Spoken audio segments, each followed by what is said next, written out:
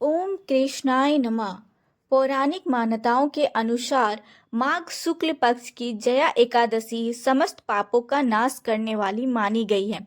ये तिथि न केवल मन को पवित्र करती है बल्कि साधक को समस्त सांसारिक सुख और मोक्ष दोनों प्रदान करती है। कहा जाता है कि जो व्यक्ति निष्ठापूर्वक व्रत को करता है उसे मृत्यु के पश्चात स्वर्ग लोक में लंबी अवधि का स्थान प्राप्त होता है। आइए जानते हैं साल 2026 में जया एकादशी का व्रत कब है और व्रत पारण किया जाएगा। जया माँ लक्ष्मी जी का ही दूसरा नाम है, इसलिए ये एकादशी भगवान विष्णु को अधिक प्रिय है। इस बार एकादशी की तिथि 28 जनवरी दिन बुधवार को शाम 4:37 से शुरू हो रही है और एकादशी तिथि का समापन होगी 29 जनवरी दिन गुरुवार को दोपहर 1:55 पर। क्योंकि बुधवार को शाम से एकादशी लग रही है, इसलिए बुधवार को केवल दशमी तिथि के नियमों का पालन किया गया है और एकादशी का व्रत 29 जनवरी दिन गुरुवार को रहेगा। यानी कि इस बार एकादशी 29 जनवरी दिन गुरुवार को पड़ रही है। दशमी तिथि के नियमों का पालन करते हुए बुधवार को तुलसी के पत्ते भी तोड़े जाएंगे और तुलसी जी में जल भी अर्पित किया जाएगा, क्योंकि एकादशी के दिन तुलसी माता में जल नहीं चढ़ाया जाता। और 29 जनवरी दिन गुरुवार को ब्रह्म मुहूर्त सुबह 5:35 से 6:23 तक रहेगा। सूर्योदय सुबह 7:11 पर और सूर्यास्त शाम 6:07 पर होगा। इस दिन प्रातःकाल पूजा मुहूर्त रहेगा सुबह 5:52 से 7:11 तक।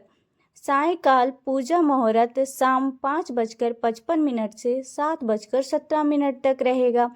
राहु काल दोपहर 1:30 से 3 बजे तक रहेगा।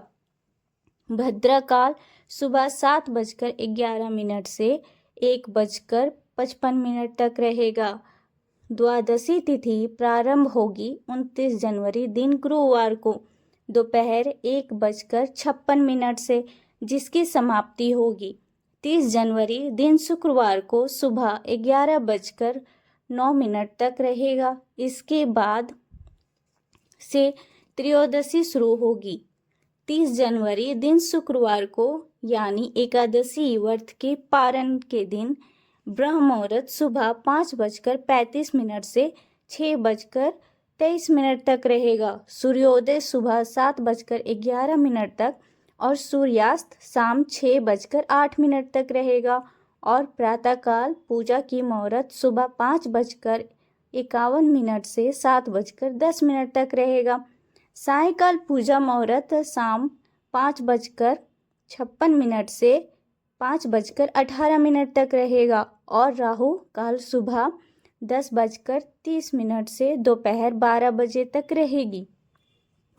एकादशी का पारण हमेशा निर्धारित मुहूर्त के अंदर ही खोलना चाहिए, तभी व्रत का संपूर्ण फल प्राप्त होता है। और इस बार जया एकादशी व्रत का पारण 30 जनवरी दिन शुक्रवार को सुबह सोमवार के है 7:10 से 9:20 के बीच में ही किया जाएगा। व्रत का पारण आपको इसी शुभ मुहूर्त के बीच में कर लेना चाहिए। ऐसी और जानकारी के लिए और डेली अपडेट के लिए हमारे इस चैनल को सब्सक्राइब करें। Thank you.